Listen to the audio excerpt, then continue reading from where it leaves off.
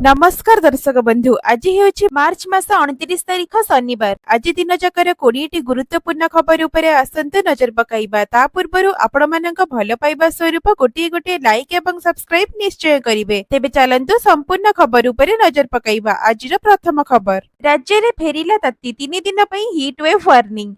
किछि दिनर आश्वस्ति परे पुणी फेरिला ताती। असह्य गुळुगुळी सांगको ग्रीष्म प्रवाह करुछि कलबल। आगामी 3 दिन पर्यंत हीट वेव सतर्कता जारी होईछि। विशेष करी पश्चिम और आभ्यंतरीण ओडिशा रे निया वर्षा हेबो। अधिकांश स्थान रे तापमात्रा 40 डिग्री उपरे रहिबो। विशेष करी आज तापमात्रा किछि स्थान रे 42 डिग्री टपिबार संभावना अछि। आज दुईटी जिल्ला संबलपुर और बौद्ध को ग्रीष्म प्रवाह नै येलो वार्निंग जारी करिछि पाणीपाग विभाग।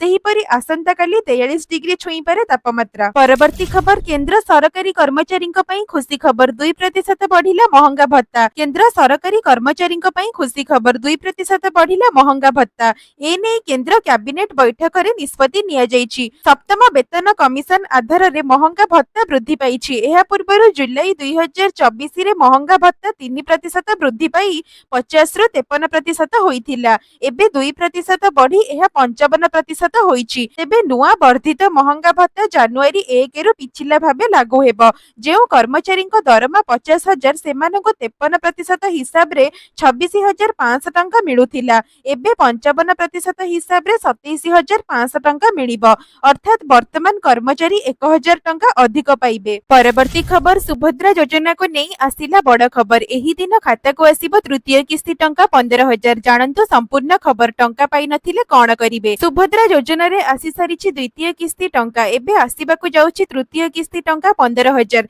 राज्यर 1 कोटी रु अधिक महिलांक खाता को 5,000 टंका लेखाए पठाई सारिछंती राज्य सरकार। गत महिला दिवस रे अर्थात मार्च 8 तारिख रे खाता को आसीथिला सुभद्रा योजना टंका। महिला दिवस उपलक्षे राज्यर 1 कोटी रु अधिक महिलांक अकाउंट को द्वितीय पर्याय सुभद्रा टंका पठाइथिले राज्य सरकार।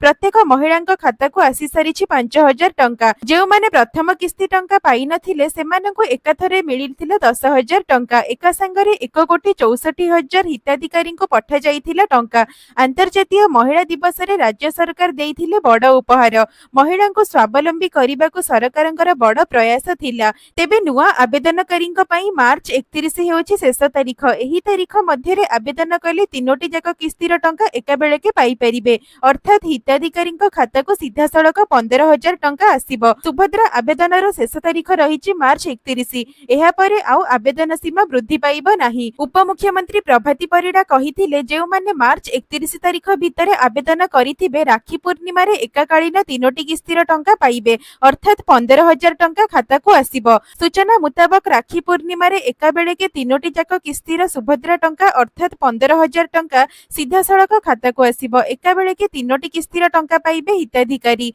एमिति सुविधा घोषणा करिसेंती राज्य सरकार। एवं जेउ माने सुभद्रा योजनार प्रथम किस्ती एवं द्वितीय किस्ती टंका पाई सारिछंती सेमानंको केवल तृतीय किस्ती टंका 5,000 मिलिबो। एथि सहित जदि आपण सुभद्रा योजना रे कोनोसी टंका पाई नाहंती, जदि आपणक नाम सुभद्रा लिस्ट रे नाही किबा पूर्वरु नाम थिला कोनोसी कारणरो रिजेक्ट होई जाईची, तेबे व्यस्त होंतु नाही। मार्च 31 परे पुणी थरे सर्वे आरंभ हेबो। जदि आपण जणे योग्य हिताधिकारी होईथिबे ताहेले निश्चिंत भाबरे सुभद्रा योजनार समस्त किस्तीर टंका पाइबे। परवर्ती खबर, प्रदीप जेना को ओईआरसी अध्यक्ष भाबे नियुक्ति कले राज्य सरकार। ओईआरसी अध्यक्ष भाबे नियुक्ति पाइले मुख्य शासन सचिव प्रदीप जेना। प्रदीप को नियुक्ति कले राज्य सरकार। एहा पूर्वरु से मुख्य शासन सचिव दायित्व तुलाई सारिछंती। सुरेश महापात्रंक परे खाली पड़िथिला एही पद। परवर्ती खबर, सरिला +2 परीक्षा। एप्रिल रे परीक्षा खाता मूल्यांकन। फेब्रुआरी 18 तारिख रु आरंभ होइतिबा +2 परीक्षा मार्च 27 रे शेष होइछि। चलित वर्ष युक्त 2 परीक्षा देबा पई 3,64,527 जन रेगुलर छात्र छात्री आवेदन करिथिले। सेमानंक मध्यरु कलार 2,29,604 जन होइथिबा बेले वाणिज्यर 23,560, विज्ञानर 1,06,325 और धंदामूलक शिक्षार 5,038 जन अछंती। तेबे युक्त 2 परीक्षा शेष होइथिबा बेले 2 रु खाता देखा आरंभ हेबा नै सूचना रहिछि। परवर्ती खबर, 90,000 छुईला सुना। दिनकु दिन हु हु होई बढ़ी चलीछि सुना दर। ଗୋଲ୍ଡ କିଣିବା ପୂର୍ବରୁ 100 ଥର ଚିନ୍ତା କରିବାକୁ ପଡୁଛି।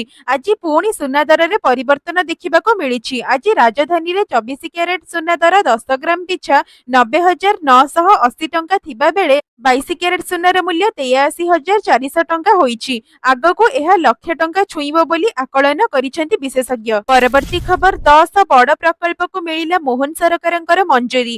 ଓଡ଼ିଶା ହେବ ଶିଳ୍ପ ହବ୍। 40ତମ ହାଇ ଲେବୁଲ କ୍ଲିୟରାନ୍ସ ଅଥରିଟି ମିଟିଂରେ 10ଟି ବଡ଼ ପ୍ରକଳ୍ପକୁ ମଞ୍ଜୁରୀ ମିଳିଛି।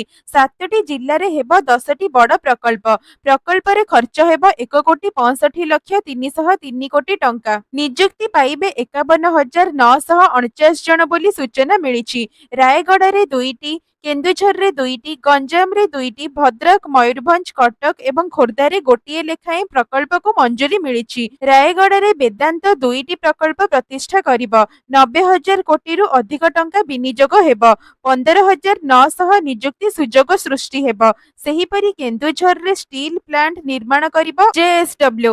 ବିନିଯୋଗ ହେବ 35,000 କୋଟି ଏବଂ 8,000 ଯୁବକଙ୍କୁ ମିଳିବ ନିଯୁକ୍ତି। ସେହିପରି କେନ୍ଦୁଝର ଓ ଭଦ୍ରକରେ ମଧ୍ୟ ଷ୍ଟିଲ୍ ପ୍ଲାଣ୍ଟ ପ୍ରକଳ୍ପକୁ ମଞ୍ଜୁରୀ ମିଳିଛି। ପରବର୍ତ୍ତୀ ଖବର ଭୂମିକମ୍ପରେ ଥରିଲା ମିଆଁମାର। ଭୂମିକମ୍ପରେ ଥରିଲା ମିଆଁମାର। 7.2 ଓ 7.0 ତୀବ୍ରତାରେ 2 ଥର ଜୋରଦାର ଝଟକା ହୋଇଛି। ଗତକାଲି ମଧ୍ୟାହ୍ନ ପ୍ରାୟ 12ଟା ସମୟରେ ମିଆଁମାରରେ ଭୂମିକମ୍ପ ଅନୁଭୂତ ହୋଇଥିଲା। ତୀବ୍ରତା ଏତେ ଅଧିକ ଥିଲା ଯେ ପଡ଼ୋଶୀ ଦେଶ ବାଂଲାଦେଶ, ଚୀନ, ଲାଓସ ଏବଂ ଥାଇଲ୍ୟାଣ୍ଡ ମଧ୍ୟ ପ୍ରଭାବିତ ହୋଇଛି। ଏପରିକି ଦିଲ୍ଲୀ ଏନସିଆରରେ ଏହାର କମ୍ପନ ଅନୁଭୂତ ହୋଇଛି। ୟୁଏସଜିଏସ୍ କହିଛି ମିଆଁମାରର ସାଗାଇଂ ସହର ଉତ୍ତର ପଶ୍ଚିମ ଦିଗରୁ ପ୍ରାୟ 16 କିଲୋମିଟର ଗଭୀରତାରେ ଏହି ଭୂକମ୍ପ ସୃଷ୍ଟି ହୋଇଥିଲା। ମିଆଁମାର ବ୍ୟତୀତ ବ୍ୟାଙ୍କକରେ ବି ଭୂମିକମ୍ପ ଅନୁଭୂତ ହୋଇଛି। ଭୂମିକମ୍ପ ଝଟକା ପରେ ଭୟରେ ଲୋକମାନେ ଅଫିସ ଏବଂ ଦୋକାନଗୁଡ଼ିକରୁ ବାହାରକୁ ବାହାରି ଆସିଥିଲେ। ପରବର୍ତ୍ତୀ ଖବର ରାଜ୍ୟରେ 10,000 ଶିକ୍ଷକ ପାଇବେ ନିଯୁକ୍ତି। ଶିକ୍ଷକ ଚାକିରି ଆଶାୟୀଙ୍କ ପାଇଁ ବଡ଼ ଖବର। 10,000 ଶିକ୍ଷକଙ୍କୁ ନିଯୁକ୍ତି ଦେବେ ସରକାର। ଆବଶ୍ୟକ ସ୍ଥଳେ ପିଅନ ଓ କିରାଣୀ ମଧ୍ୟ ନିଯୁକ୍ତି ପାଇବେ। ଏନେଇ ବିଧାନସଭାରେ ସ୍କୁଲ ଓ ଗଣଶିକ୍ଷା ବିଭାଗ ମନ୍ତ୍ରୀ ସୂଚନା ଦେଇଛନ୍ତି। ବର୍ତ୍ତମାନ ସୁଦ୍ଧା 18,000ରୁ ଅଧିକ ଶିକ୍ଷକ ନିଯୁକ୍ତ ହେଲେଣି। ଅନ୍ୟପଟେ ରାଜ୍ୟରେ ବନ୍ଦ ଥିବା ସ୍କୁଲ ଖୋଲିବା ନେଇ ମଧ୍ୟ ମନ୍ତ୍ରୀ ନିତ୍ୟାନନ୍ଦ ଗଣ୍ଡ ସୂଚନା ଦେଇଛନ୍ତି। ସେ କହିଛନ୍ତି ପୂର୍ବ ସରକାର ତରବରିଆ ଭାବେ ସ୍କୁଲର ମିଶ୍ରଣ କରିଥିଲେ।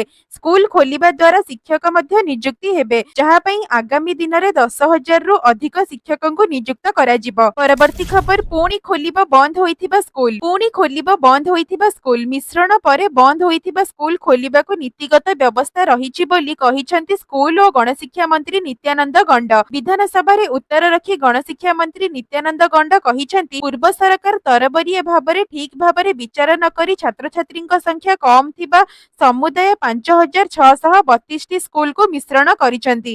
100 ମିଟର ବ୍ୟବଧାନରେ ଥିବା 2,125ଟି ସାଟେଲାଇଟ ସ୍କୁଲ ବି ମିଶ୍ରଣ କରାଯାଇଛି। ସଂରକ୍ଷିତ ଅଞ୍ଚଳ 20 ଓ ଅଣସଂରକ୍ଷିତ ଅଞ୍ଚଳରେ 40 ପିଲା ଥିଲେ ସ୍କୁଲ ଖୋଲିବାକୁ ବିଚାର କରାଯିବ।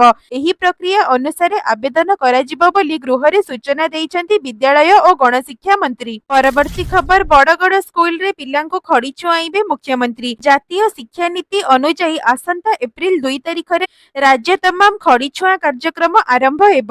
ପ୍ରଥମ କରି ନାମ ଲେଖାଉଥିବା କୁନି କୁନି ପିଲାଙ୍କୁ ସେହିଦିନ ଖଡି ଛୁଆଇବେ ଗୁରୁ। ଏହି କାର୍ଯ୍ୟକ୍ରମକୁ ପ୍ରୋତ୍ସାହିତ କରିବା ପାଇଁ ଏପ୍ରିଲ 2 ତାରିଖରେ ବଡ଼ଗଡ଼ ସ୍କୁଲକୁ ଆସୁଛନ୍ତି ମୁଖ୍ୟମନ୍ତ୍ରୀ ମୋହନ ଚରଣ ମାଝୀ। ସେଦିନ ସକାଳ 10 ଘଟିକା ସମୟରେ ମୁଖ୍ୟମନ୍ତ୍ରୀ ପହଞ୍ଚି ପିଲାମାନଙ୍କୁ ଖଡି ଛୁଆଇ ସେମାନଙ୍କର ଶିକ୍ଷାରମ୍ଭ କରାଇବେ। ଏଥିପାଇଁ ବଡ଼ଗଡ଼ ସ୍କୁଲ ପରିସରରେ ବ୍ୟାପକ ପ୍ରସ୍ତୁତି ଆରମ୍ଭ ହୋଇଛି। ପରବର୍ତ୍ତୀ ଖବର ଏପ୍ରିଲ 30ରୁ ଚାରିଧାମ ଯାତ୍ରା। ଉତ୍ତରାଖଣ୍ଡରେ ଆସନ୍ତା ଏପ୍ରିଲ 30 ତାରିଖରେ ପବିତ୍ର ଅକ୍ଷୟ ତୃତୀୟା ଠାରୁ ଆରମ୍ଭ ହେବ ଚାରିଧାମ ଯାତ୍ରା। ଏହି ଦିନ ସର୍ବପ୍ରଥମେ ମା ଗଙ୍ଗୋତ୍ରୀ ଓ ଯମୁନୋତ୍ରୀଙ୍କ ଧାମର କବାଟ ଖୋଲିବ। ଏହାପରେ ମେ 2 ତାରିଖରେ କେଦାରନାଥ ଓ 4 ତାରିଖରେ ବଦ୍ରୀନାଥ ଧାମର କବାଟ ଖୋଲିବ। ଏଥିସହ ପୂର୍ଣ୍ଣ ରୂପରେ ଚାରିଧାମ ଯାତ୍ରା ଶୁଭାରମ୍ଭ ହେବ। ତେବେ ଯାତ୍ରା ସମୟରେ ପ୍ରତିକୂଳ ପାଗକୁ ଦୃଷ୍ଟିରେ ରଖି ଯାତ୍ରୀ ରହିବା ଲାଗି 10ଟି ସ୍ଥାନରେ ବ୍ୟବସ୍ଥା କରାଯାଇଛି।